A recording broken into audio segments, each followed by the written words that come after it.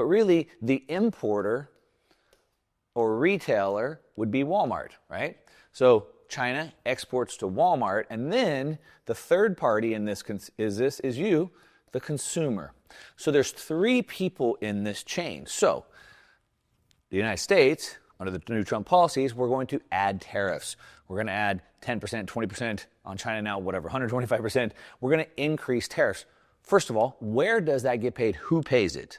Well, the person that pays it is the importer. So Walmart or whoever imports this is going to have to pay that new percentage of imports to the U.S. Not the exporter, not China, not you, the consumer. They have to pay it. However, this is where free markets and capitalism and business 101 gets a little bit into the details. So Walmart has to pay the United States, but they can't afford to pay an extra 20% or 40%, 100%. They can't do that. So who's going to pay it? Well, it's going to be split between these three parties. So what mainstream media wants to fearmonger you and say that you are going to pay all of that increase, that's not the case. As a matter of fact, you're probably not going to pay any of it. So this difference, the 10, 20, whatever the tariffs are going to be split here. So what Walmart's going to do is they're going to push this back to the exporting country. This is why the countries don't want it. So Walmart says like, hey, I don't have that in my margin. I don't have that amount of money. So you, the producer, exporter, are going to have to lower your prices.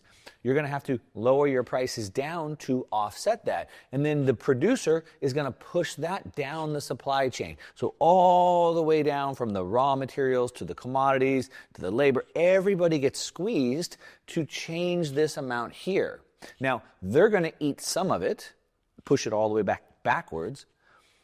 They're going to eat some of it, but the consumer is most likely not going to eat any of it. Why is that? Well, if Walmart could just raise its prices by 10 or 20 or 50%, they would.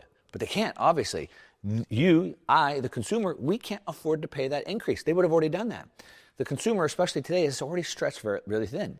And so the price here, if any increase at all, will be very minimal, only what could be managed and afforded. All of the rest is going to be pushed back down, which is why China doesn't want it. So it's not an increase on you, the consumer. It's not going to cause inflation like they say it is. What it is it's going to affect the manufacturing nations, which is why they don't want it. All right, the next one we're going to talk about is the retaliation myth.